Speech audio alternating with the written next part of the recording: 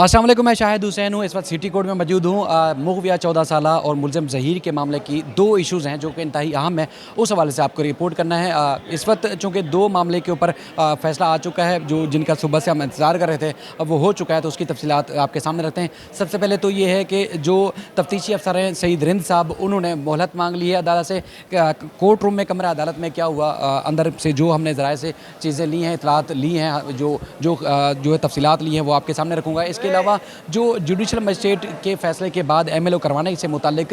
Revision पे application file की गई थी, उस पर भी एडीजे साहब का फैसला आ चुका है। दरख्वास्त अदालत ने मुस्तरद की है। वजूहात क्या रखी हैं वो आपके सामने रखेंगे। दोनों अदालतों में मीडिया के दाखिले पर पाबंदी थी। अंदर जाने के बावजूद अदालती अमला बार बार बाहर निकलता रहा। वजूहात ये है कि इस मामले में ख़ास तौर पर चूँकि दीगर मामलात में जब भी कोई चीज़ होती है इस मामले में तो हम शोर मचाते हैं। अक्सर जो एक कानूनी तौर पर हमें इख्तियार है कि हम अदालतों में जाकर रिपोर्टिंग कर सकते हैं। हम अक्सर जो वो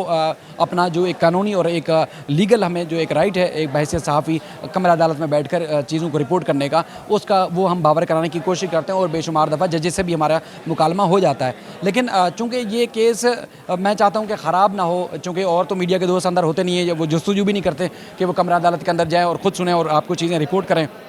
तो इसके बाद फिर राह साहब बचता हूँ मैं, तो फिर मैं भी कोशिश करता हूँ कि अगर मेरे शोर मचाने की वजह से या मेरी किसी आवाज़ की वजह से ये कोई मामला ख़राब हो, केस ख़राब हो, तो इसलिए मैं कोशिश करता हूँ कि चलो हमें अंदर नहीं जाने दिया जज साहब ने तो कोई मसला नहीं है, लेकिन हम केस को जो है वो रिपोर्ट करेंगे। तो अंदर जाने की, अंदर कोर्ट रूम के अंदर दाखिल होने की मैंने ज़िद नहीं की, वरना एक कानूनी तौर पर कोई अदालत या कोई जज हमें रोक नहीं सकते। ये राइट है हमारा। हम तमाम अदालतों में कमरा अदालत के अंदर बैठ के केसेस को रिपोर्ट करते हैं और रोज़ करते हैं, रोज़ाना की बुनियाद पर करते हैं। लेकिन इस केस में ख़ास तौर पर हमें रोका जाता है, लेकिन हम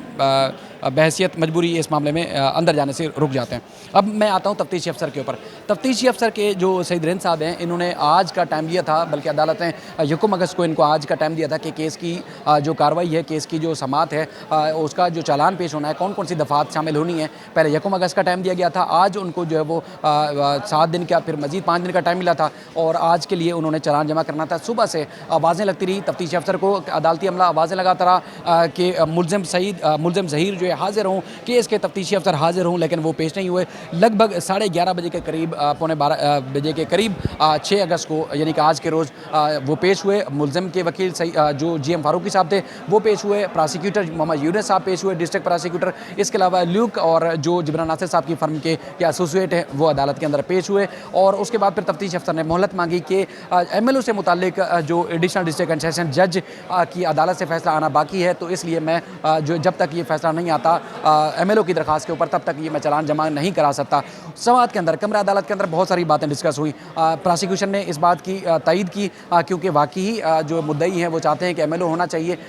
चाहिए, तो इसलिए जो है जब तक MLO की दरख्वास्त के ऊपर फ़ैसला नहीं आ जाता, MLO नहीं हो जाता, और तब तक जो है चालान वाकई ही जमा ना कराया जाए। प्रोसिक्यूशन ने, डिस्ट्रिक्ट प्रोसिक्यूशन डिपार्टमेंट ने इस बात की तायीद की। और उसके बाद फिर जो मुलज़िम की तरफ से GM फारूकी साहब पेश हुए थे, GM फारूकी साहब ने कहा कि अदालत का फ़ैसला, यानी कि ADJ साहब की अदालत का फ़ैसला MLO की दरख्वास्त के ऊपर कुछ देर में आ जाएगा। तो मैं कुछ ही देर में आपके सामने मजिस्ट्रेट साहब से कहा कि मैं दरख्वास्त पर जो फ़ैसला आएगा वो सामने पेश कर दूँगा, तो लिहाजा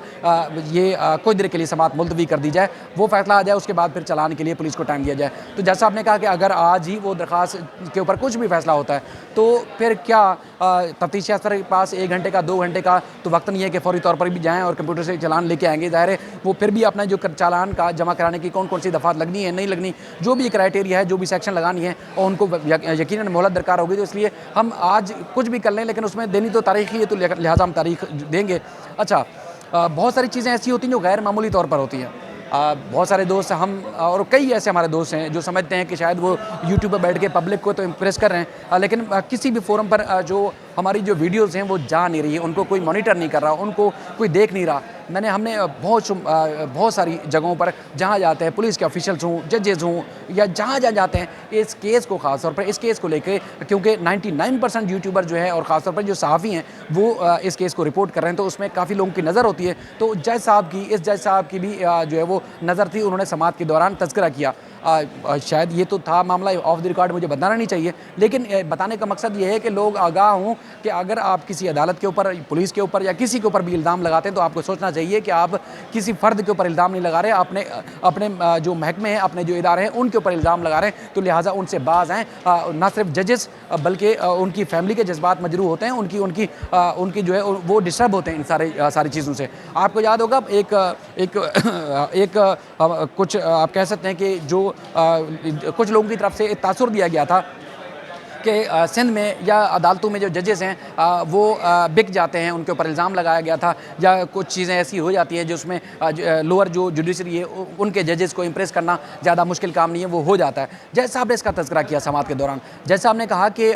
मेरे ख़ानदान के जो लोग हैं, मेरे जो फैमिली है, मेरे जो बच्चे हैं, फैमिली या ख़ानदान है, वो इस केस को लेके काफ़ी परेशान हैं और वो तज़किरा करते हैं, वो ज़िक्र करते हैं कि देखें जी, आप एक तो ये कि इस केस में लंबी तारीखें क्यों पड़ रही हैं, फौरी तौर पर फैसला क्यों नहीं हो रहा, और दूसरा ये है कि वो परेशान हो जाते हैं कि ये केस को लेके इस हद तक जो इल्ज़ाम आयद किए जा रहे हैं, तो ये क्या है। उन्होंने कहा मैं तो जज हूँ, मुझे तो पता है कि ठीक है इस तरह के बहुत सारे लोग तनकीद भी करते हैं, इल्ज़ाम भी आयद करते हैं, लेकिन ख़ानदान चूँकि वो इन मामलात की नोयत को या इन इल्ज़ामात की नोयत को नहीं जानता, उनको जो है वो काफ़ी परेशानी होती है, वो हसास होता है ख़ानदान। ज़ाहिर है हर किसी का कोई भाई है, बाप है, माँ है, बहन है, बेटा है, बेटी है, उनको अपने जो जुड़े होते हैं इस ख़ानदान में या एक रिश्ते में बंधे होते हैं, चाहे जजेस के हों, चाहे हमारे पुलिस के अफसरान के हों या किसी भी इदारे के, तो वो उसी तरह हसास होते हैं जिस तरह दीगर जो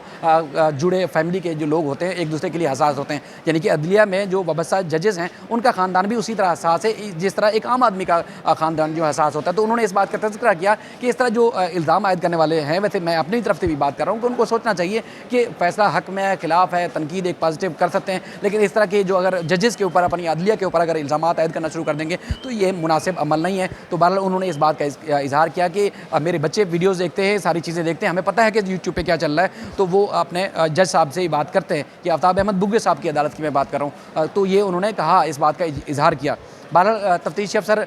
की जानिब से जो मोहलत ली गई थी, कुछ वक्त ज़्यादा मांगा गया था, लेकिन उन्होंने 13 अगस्त का टाइम दिया कि 13 अगस्त को केस का चालान जो है पेश किया जाए। अब इस दौरान जो कुछ भी होता है, यानी कि अब हाई कोर्ट में मामला जाता है या कुछ होता है, तो उसमें 13 अगस्त के बाद यकीन है या उम्मीद है कि प्रोग्रेस या तफ्तीश जो भी होगी वो अदालत में पेश की जाएगी। हमने कल या परसों जो भी कुछ हुआ था हमने आपके सामने रखा था कि चालान शायद आज जमा ना हो, तो आज बाकी जमा नहीं हुआ। अब हम आते हैं MLO से मुतालिक। सुबह में हमने एक वीडियो बनाई, गुज़श्ता रोज़ GM फारूकी साहब जो कि मुलज़िम की तरफ से पेश होते हैं, एडवोकेट, बहुत अच्छे सीनियर वकील हैं ATC में, और मुख्तलिफ क्रेडिट के ऊपर उनके जो है वो प्रोसिक्यूशन की तरफ से भी और मुख्तलिफ बड़े केसेस में वो पेश होते रहे। तो आज वो कल भी पेश हुए थे जब जिब्रान नासिर साहब ने दलाइल दिए थे, और उसके बाद उन्होंने भी दलाइल दिए थे, और आज वो आए कमरा अदालत में एडिशनल डिस्ट्रिक्ट एंड सेशन जज इलियास मेमन साहब की अदालत में, और उन्होंने कुछ साइटेशन दी कि एडमिनिस्ट्रेटिव तौर पर जो मजिस्ट्रेट साहब का जो फैसला है उसके खिलाफ ADJ यानी कि एडिशनल डिस्ट्रिक्ट एंड सेशन जज जो है केस की कार्रवाई नहीं कर सकते, लिहाजा ये दरख्वास्त काबिल समाअत नहीं है,